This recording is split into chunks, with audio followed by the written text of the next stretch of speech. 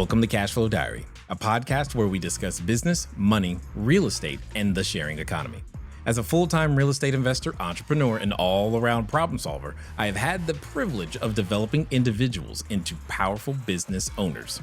And today, the focus turns towards you. Our mission is to help you build your real estate empire by leveraging strategies to grow yourself, your mind, and your wallet. Let's get started.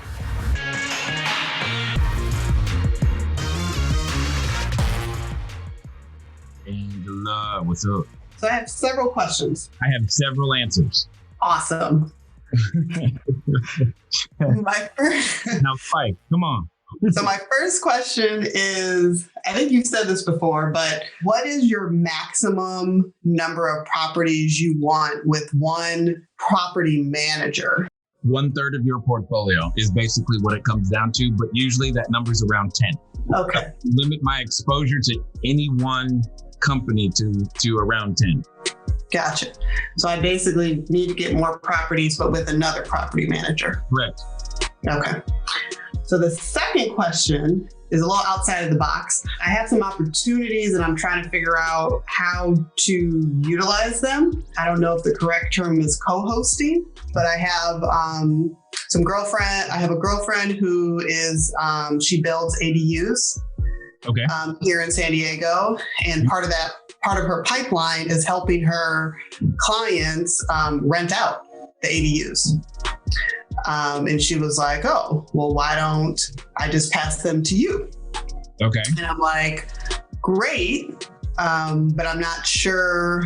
So in my head, I was like, okay, this could either be additional dwelling unit. San Diego has a lot of them because we're short on housing. So we've given, the government has given specialties for building additional property space on the actual property ground. So my thought is I could either do rental arbitrage, but she does about 300 of these a year. Not that I would take all 300, but it seems like there might be a potential for, I guess, maybe like a co-hosting model where the owner, I'm involved in the process early enough where I can advise the owner what to purchase and how to set up the units. And then my company manages, obviously, the short-term rental operations. So my question is, what's your thought on that? Do you have any advice? Do you see any holes? What's my thought? No. Do I have any advice? Yes. Are there any holes? Plenty. So this is the easiest hole. While yes, I'm aware of what is said and how it's all worded inside of Airbnb, the system. Here's the hole. The major concern that I have is, could you be guilty of operating as a property manager without a real estate license? My answer is yes. I think you could be. I think there's at least a case if a realtor got mad at you, could they turn you in? The answer is yes. And that is a class 5 felony. That's a problem for me. So therefore, I've got many other reasons to say no, but I figured I'd just jump to that one. And then secondly, behind that, it's about choosing the headache that you want to deal with. Because I think it was you who wanted to do something out of state and had some challenges with the whole furniture thing, or maybe that was someone else. I don't know. All y'all occasionally get creative in some way, shape, or form. Yeah. And here's what I'm going to say. I'm going to say, you can do it, but you shouldn't.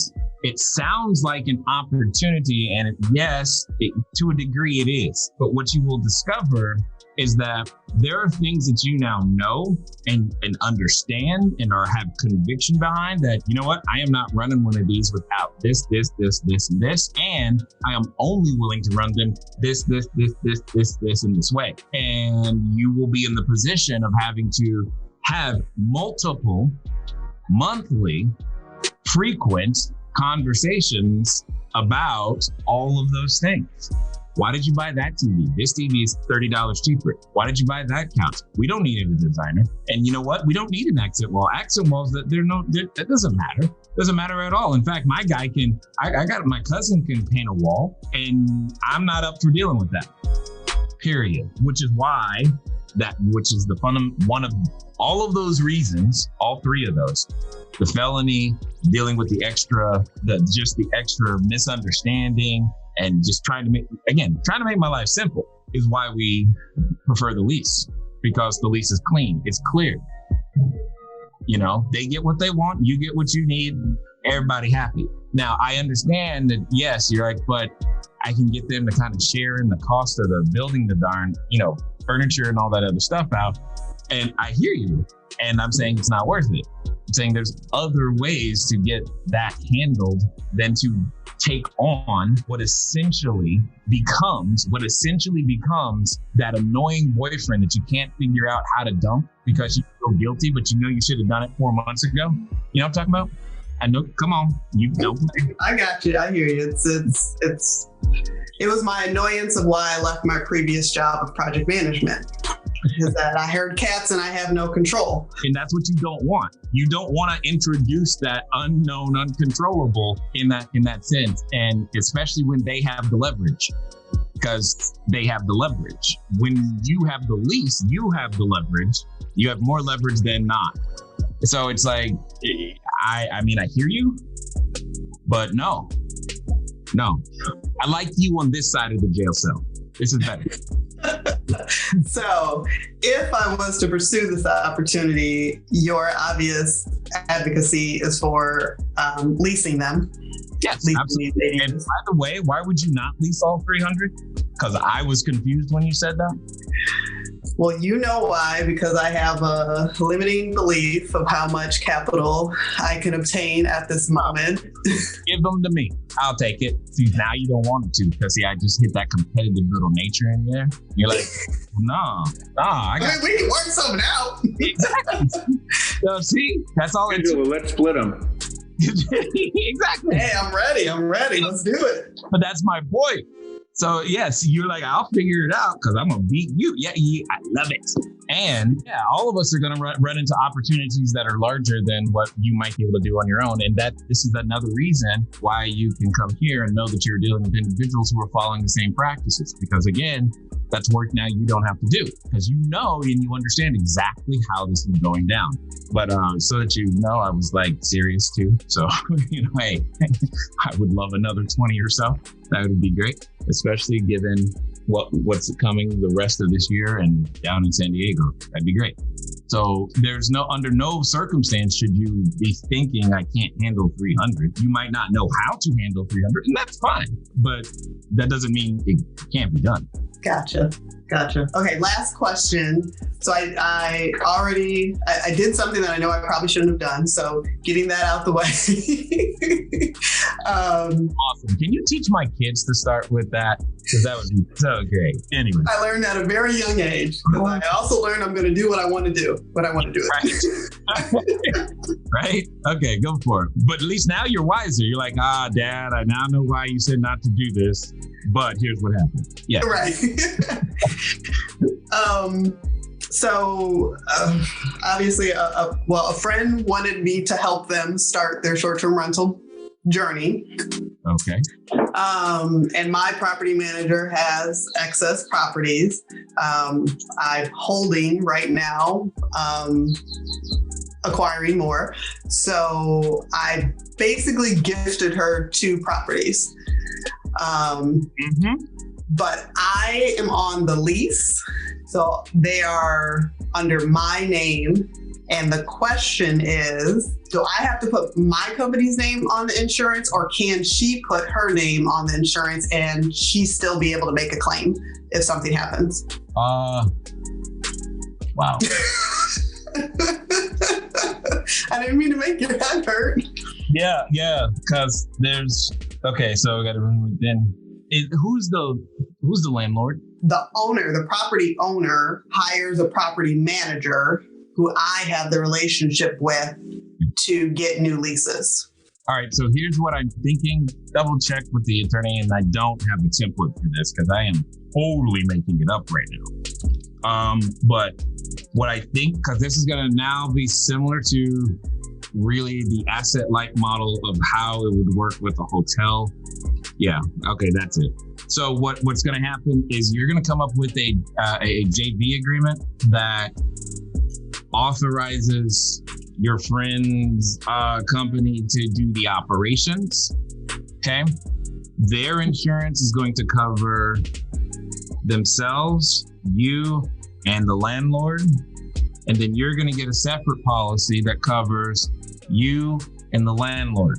Yes, and as a part of that JV agreement, there needs to be an accounting for how specifically rent is being paid and done and handled in some way, shape, or form.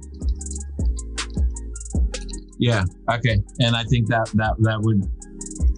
would solve most of the issues that come to my mind and give them the proper authority should ever they need to prove something with like the police or the fire department. And now, it does not address any concerns necessarily with your landlord or what they may think about it, but it at least should protect you and give them what they need at the same time. And yes, never do this again, please. Basically, they get insurance on the property. Everybody's getting insurance. I get insurance on the property too. Yeah, because here's what you've got in the case of a potential whatever, the attorney suing everybody, which is why you need to be named on their insurance. If your landlord gets upset, they're suing you, which is why you need your policy as well. So it's like, okay, does that make sense? Because your contract is with your landlord. That's what I'm thinking through here is your contract is with your landlord. Because I'm assuming what's happening is that your friend's entity is going to be furnishing the place, running the place, and all this other stuff. Is that accurate? Yes, that's correct. Yeah, that's the challenge. That's what's going on there.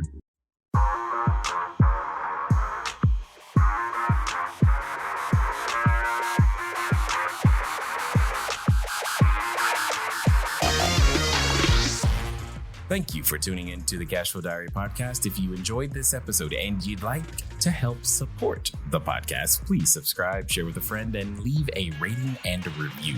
If you'd like to keep the conversation going, head over to CashFlowDiary.com to sign up for our email list, as well as check out all the links and resources in the show notes. Thank you again.